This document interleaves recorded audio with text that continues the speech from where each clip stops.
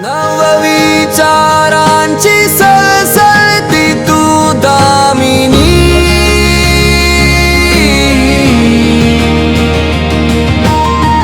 कर्तव्य दक्ष स्वाभिमानी तू स्वामिनी. नमस्कार. आदिशक्ती पर्व 6 मध्ये मी संतोष सावंत आपल्या सर्वांचं अगदी मनापासून स्वागत करतो. दरवर्षी आम्ही विविध क्षेत्रामध्ये आपल्या कर्तृत्वाची सुवर्ण मोहर उमटवणाऱ्या महिलांची मुलाखतीच्या माध्यमातून आपल्याला ओळख करून देत असतो. हे आमचं 6वं पर्व आहे. या पर्वात देखील आम्ही अगदी शोधून निवडक आणि वेचक अशी व्यक्तिमत्व आपल्या भेटीला आणलेली आहेत. आज आहे नवरात्राचा दिवस 7वा. आज आपल्या स्टुडिओत कोण आलाय आपण ओळख करून घेऊया. आपलं नाव? नमस्कार, माझं नाव केसर अवंतिका अरुण चव्हाण.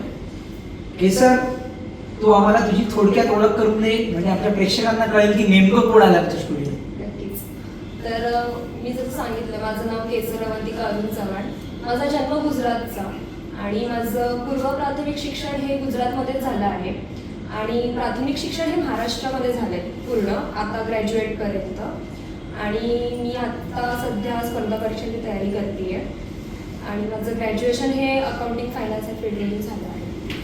तू आता अकाउंट शिकलेली आहेस, स्पर्धा परीक्षेची तयारी करते आहेस, पण लहानपणी तुला काय व्हावं असं वाटायचं? लहानपणी म्हणाल तर विविध उत्तरं दिलेली आहेत, जसे बरेच सांगतात तसं मला पोलीस व्हायचंय, मला डॉक्टर व्हायचंय, मला असं व्हायचंय. पण जेव्हा कळत्या वयापासून सांगण्यात आलं तेव्हा मला असं होतं की मला CA व्हायचंय, मला CS व्हायचंय असं, कारण त्याच ह्याच्याने कॉमर्स ह्याच्यामध्ये शिक्षणाशी संबंधित ध्येय तुझ्या आयुष्याचं होतं. मग तू स्पर्धा परीक्षेकडे कशी वळलीस? कारण जसं मी CA साठी सुद्धा प्रयत्न करत होते, पण नंतर एका वेळेला असं जाणवलं की हे कॉर्पोरेट लाईफ 9 to 5 हे नाही बसत आहे, आपल्याला जमत नाहीये. तर मग शिक्षणासाठी किंवा अजून पुढच्या लोकसेवेसाठी किंवा आपल्या शासकीय क्षेत्रात उतरावं लागलं, त्या क्षेत्रात उतरले. वाईटावर चांगल्याचा विजय म्हणून आपण विजयादशमी साजरी करतो. तर आजच्या दिवसाचं खास महत्व आहे. नवरात्राचे 9 दिवस आपण दुर्गेच्या वेगवेगळ्या रूपांची आराधना करतो, पूजा करतो आणि मग विजयादशमी दसरा साजरा करतो. तर आजच्या दिवशीचं जे दुर्गेचं रूप आहे त्याबद्दल आमच्या प्रेक्षकांना काहीतरी सांगा. नक्कीच. तर आपण आता ज्याप्रमाणे नवरात्री साजरी करतोय, नवरात्री म्हणजे नवदुर्गांचा उत्सव. बरोबर. तर आजचा 7व्या दिवशी आपण काली माता किंवा कालरात्री यांना 7वा दिवस समर्पित आहे. काली माता विशेषतः त्यांच्या दुष्टांचा संहार करण्यासाठी किंवा भूतप्रेतांचं जे म्हणतात त्यांचा संहार करण्यासाठी त्यांनी हे रुद्ररूप घेतलेलं आहे. जे अनिष्ट आहे, जे अहितकारक आहे, त्यांच्यासाठी त्यांनी हे रुद्ररूप घेतलं आहे. आणि त्यांचं वर्णन म्हणजे त्यांना 3रा डोळा आहे आणि त्याचे 3ही डोळे रक्ताळलेले असतात आणि त्यांच्या गळ्यामध्ये कवट्यांची माळ आहे, म्हणजे हे रौद्र रूप आहे. हो, रौद्र रूप आहे. आणि त्यांच्या चतुर्भुजांमध्ये एका हातामध्ये त्रिशूळ, वज्र, प्याला आणि त्यांचं तंतुवाद्य सुद्धा आहे आणि त्यांचं वाहन गाढव असं आहे. खूप छान माहिती दिली, धन्यवाद. पुन्हा आपण तिकडे येऊ की सध्या तू स्पर्धा परीक्षेची तयारी करते आहेस. तू नेमकी कशी तयारी करते आहेस? म्हणजे सध्या मी आता आपले जे खासदार आहेत अरविंद सावंत सर, त्यांच्या शिवसेनेच्या तर्फे आणि जाणीव संस्थेतर्फे आता दादरमध्ये सध्या क्लासेस चालू आहेत स्पर्धा परीक्षेचे. तिथे मी सध्या तयारी करते आणि त्यांच्याच मार्गदर्शनाखाली सध्या माझं संपूर्ण अभ्यासक्रम चालू आहे. तर या अभ्यासक्रमाचं वैशिष्ट्य काय सांगतील? म्हणजे अभ्यासक्रमाची रचना असेल, तिथे येणारे शिक्षक असतील किंवा जे मार्गदर्शक मंडळी असतील, व्यवस्थापन असेल, त्याचं काय वेगळेपण काय आहे, मला काय सांगशील? वेगळेपण म्हणजे त्यामध्ये कसं आहे की शिक्षक आहेत ते फक्त त्यांचा विषयच शिकवतात असं नाहीये. तिथे पूर्ण म्हणजे संपूर्ण सर्वांगीण विकास ह्याच्यावर सुद्धा लक्ष दिलं जाते. मार्गदर्शन वेळोवेळी मार्गदर्शक आणून मुलांना तिथे मार्गदर्शन मोटिव्ह केलं जाते की तुम्ही तुमच्या ट्रॅक करून हलवू नये म्हणून. आणि अजून त्यांना बऱ्याच गोष्टी साहित्यही पुरवले जात आहेत, असे सगळ्या गोष्टी त्या आहेत. म्हणजे सर्व प्रकारची साहित्याची उपलब्धता तिथे केली जाते. आता तू सांगितलं की गुजरातमध्ये तू महाराष्ट्रामध्ये आली, इथे शिक्षण पूर्ण केलं, तर याच्यामध्ये निश्चितपणे काही अडचणीचा सामना तुला करावा लागला असेल. तर तुला काय वाटतं की यश मिळवण्यासाठी तुझ्यात असे कोणते गुण आहेत ज्याची तुला मदत होईल?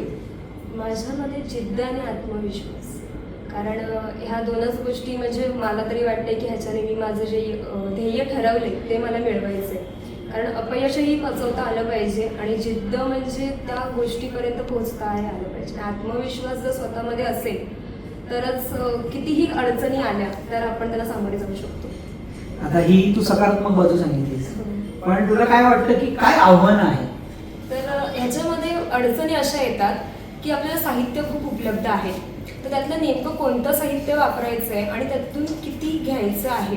कारण प्रत्येक पोस्टसाठी वेगवेगळा अभ्यासक्रम असतो. सगळाच अभ्यास त्यापर्यंत पोहोचण्यासाठी करता येईलच आणि त्या क्षणापर्यंत तो अभ्यास पूर्ण होतोच असंही नाही आहे.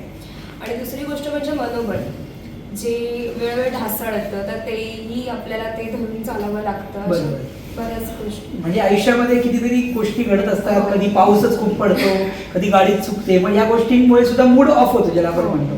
तर ते सगळं सांभाळायचं आहे आणि जे काय म्हणतो त्याला उच्चतम ध्येय तुम्ही ठेवलेलं आहे ते तुम्हाला गाठायचं आहे. तर यासाठी तू जे काही सांगितलंस आणि सार्वत्रिक आव्हान सांगितलंस, तुला वैयक्तिक काय वाटतं की या गोष्टीवर मला मात करणं आवश्यक आहे?